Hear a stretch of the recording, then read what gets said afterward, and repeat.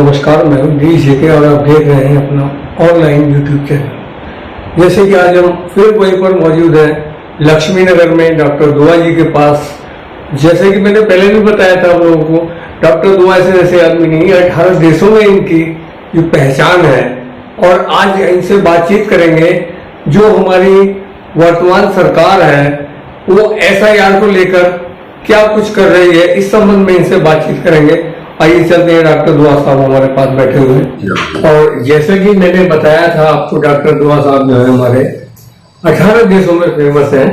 और अब जो हमारे हिंदुस्तान के अंदर बीजेपी सरकार क्या क्या कारनामे कर रही है, इस संबंध में हमारे दुआ साहब कुछ बताएंगे कि SIR की इन्हें क्यों जरूरत पड़ी, जबकि ऐसा कभी किसी सरकार में नहीं हुआ। जर्नलिस्ट महोदय, SIR जो है एक सर्वे है कि कौन नागरिक है, कौन नागरिक नहीं है। और इस तरह से SIR जो है एक बहाना है, बैकडोर से आना है।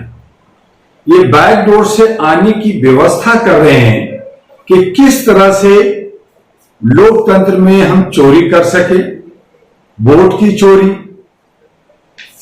और जो है हम ये कहें कि हम जो है बहुत ही निष्पक्ष चुनाव कराए हैं और चुनाव आयोग अपनी अस्तित्व को बचाना चाहता है। जबकि हकीकत यह है कि लगातार जब से देश आजाद हुआ है, चाहे वो बैलेट की चोरी हो, चाहे वो EVM मशीन की चोरी हो, हर जगह इन्होंने चोरी की है। और इसीलिए मैंने कहा कि ये जब तक खुल्लम खुल्ला मतों का व्यवस्था नहीं होगा, तब तक हमारा लोकतंत्र में ये चोरी होता रहेगा। आज मैं सिर्फ नहीं कह रहा, बल्कि हमारे बहुत सारे प्रधानमंत्री, खास करके अटल बिहारी वाजपेयी ने पार्लियामेंट में इस बात को कहा। अब इसी को चुनाव आयोग जो है अपने ऊपर दाग न लगे SIR के नाम पे कि मैं जो है घुसपैठियों को जांच कर रहा हूं, मैं उन लोगों को जांच कर रहा हूं कि कोई गलत तो वोट नहीं दे रहा, कोई 4 बार तो वोट नहीं दे रहा, कोई एक ही एड्रेस पे 10-50 तो है नहीं। और दूसरी तरफ वही इलेक्शन कमीशन कह रहा है कि जिनका घर नहीं है, जो पेड़ के नीचे रहते हैं, जो फुटपाथ पे सोते हैं, तो उनका मकान 0 होगा। तो इस हालत में 0 में आप जो है 100,000 को घुसा देंगे, अपने साथी को घुसा देंगे और वोट की चोरी करेंगे, तो ये उचित नहीं है। इसीलिए SIR का हम लोग उसका विरोध कर रहे हैं कि, और जितने भी विपक्ष है विरोध कर रहे हैं। आज राहुल गांधी बिहार के विधानसभा में उन्होंने कहा वोट चोर गद्दी छोड़, उन्होंने एक यात्रा की। लेकिन मैं कहना चाहता हूं कि आज भी राहुल गांधी पप्पू ही है। मैं समझता था कि इंटेलेक्चुअल हो गए, वो इंटेलेक्चुअल नहीं रहे, वो पप्पू ही है। और पप्पू इसलिए है कि एक तरफ वोट छोड़ गद्दी छोड़ की बात करें, इसका मतलब है कि EVM में आप भी चोरी करते थे, आप भी बैलेट चोरी करते थे, आप भी चोरी करना चाहते हैं। तो वोट चोर EVM मशीन छोड़ की नारा आप नहीं दे रहे, पहली बात। दूसरी बात कि बिहार का जो वहां का एक परिवेश है कि वो बिहारी दूसरे को लाइक नहीं करता। आप जितनी भी मीटिंग कर रहे हैं उसमें साउथ इंडिया के लोग हैं, उसमें आपके खड़गे साहब हैं, उसमें दिल्ली के नेता हैं, उसमें हरियाणा का नेता है, उसमें कर्नाटका का नेता है, उनके साथ मीटिंग कर रहे हैं। तो बिहारी का आप भागीदारी लेना चाहते हैं, आप हिस्सेदारी लेना चाहते हैं। वो बिहारी आपने कांग्रेस का वहां अध्यक्ष बनाया है, ना वहां तो कोई पदाधिकारी है, और आप बिहारियों से वोट मांग रहे हैं। तो बिहारी क्या बेवकूफ है? बिहारी बेवकूफ नहीं है, वो देख रहा है। कल वहां पे जो है आपने बहुत बड़ा प्रोग्राम किया, बहुत सारा मीटिंग किया, उसमें बिहारियों की हिस्सेदारी कहां है? तो इस तरह से जहां राहुल गांधी कहते हैं मैं सबको साथ लेकर मैं बिहारियों के, बिहार के विकास की बात करना चाहता हूं, वो झूठ है। वो सिर्फ अपना सत्ता चाहते हैं, किसी तरह से एन प्रकार तरीके से प्रधानमंत्री का पद चाहते हैं। उनको जनता से उनको भी कुछ लेना देना नहीं। जो आज वर्तमान सरकार का जनता से लेना देना नहीं है, उनका भी कहना है सबका साथ हम एक दो का विकास। तो इस तरह से आज जहां पे SIR का बिहार, अब उसी को ये जेब मिटाने के लिए इलेक्शन कमीशन अब कह रही है मैं उत्तर प्रदेश में भी करूंगा, बंगाल में भी करूंगा, पूरे भारत में करूंगा और उसका एक रिपोर्ट तैयार करूंगा कि कितना सही है कितना गलत है और उसके हिसाब से वोटिंग होगा। तो जो अक्टूबर में बिहार में चुनाव होने जा रहा था उसको थोड़ा सा आगे ले जाकर के फर्स्ट वीक ऑफ नवंबर में करने जा रहे हैं। तो मौका भी मिला है, देखते हैं किस करवट ऊट बदलता है। लेकिन कांग्रेस की हालत बिहार में ठीक नहीं है, उनका चाल चलन ठीक नहीं है। तेजस्वी जो है अपना ईगो में, अपने परिवार में, परिवारवाद की पार्टी है और उसमें उलझे हुए हैं। तो वो मैं समझता हूं कि उनको बहुत नुकसान होगा। दूसरी तरफ जहां हमारे जो है लालू प्रसाद और नीतीश कुमार और रामविलास पासवान नीतीश कुमार डामाडोल बताए जा रहे हैं कि वो भी डामाडोल है, सब कुछ है, लेकिन उनका वोट जो है ना, वोट बैंक वो बंधा हुआ है।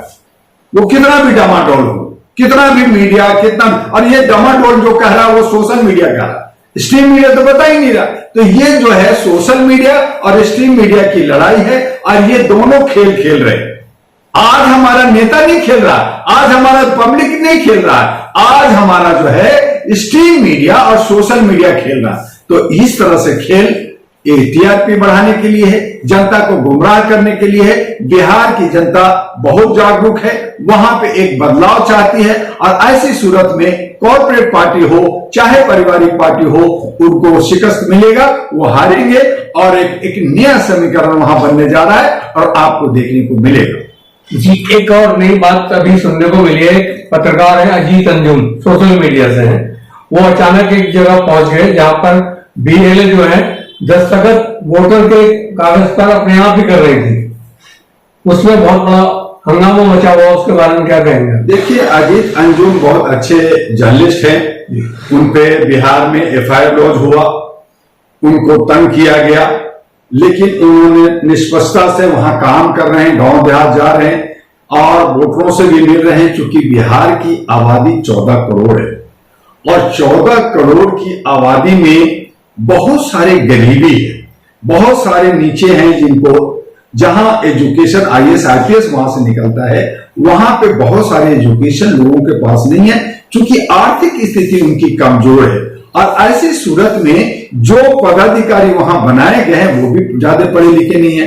फिर दबंगों की जो परिपाटी शुरू से चल रही है, कांग्रेस वक्त से चल रही है, जो बैलेट से होता था, जो मनमर्जी होता था, बुलेट और बंदूक के नोक पे होता था, आज उन्हीं मानसिकता में लोग काम कर रहे हैं। पैसा खर्च करो तो काम होगा। तो वहां के जो पदाधिकारी हैं वो अपनी खाना पूर्ति करने के लिए, इलेक्शन कमीशन भी, गवर्नमेंट भी करे जल्दी जल्दी करो, तो जल्दी जल्दी में वो जो है लोगों तक, घरों तक नहीं पहुंचते। लोग उनको, पदाधिकारियों को भी पकड़ के मारने की स्थिति में आए हुए हैं, जो आज अपने लेह लद्दाख में देख रहे हैं, आपने हमारे पड़ोसी देश नेपाल में देख रहे हैं। हर जगह जनता जो है अब पदाधिकारियों को मारने लगे हैं, अब नेताओं को मारने लगे हैं। तो इन्होंने घर में बैठे बैठे, ऑफिस में बैठे बैठे ये सारा काम कर रहे हैं, जो ये लोकतंत्र के लिए खतरा है। और लोकतंत्र को मजबूत करने के लिए हमें पारदर्शिता लानी होगी, हमें विश्वास पैदा करना होगा और हमारे नेताओं को मिल बैठ के सोचना होगा कि ये कॉर्पोरेट, ये पारिवारिक नहीं चलेगा।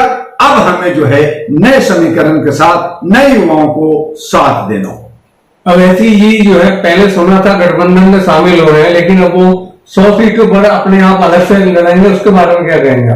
देखिए, वो एक बहुत बड़ा जमूरा कहिए जी, मदारी खेल का खेल खेलने वाले डुगडुगी बजाते रहते हैं। हालांकि उनके साथ भारत के सभी मुसलमान नहीं हैं, जो चंद मुसलमान हैं, जो पैसे पे काम करते हैं, जो एक इशारे पे काम करते हैं, वही लोग हैं।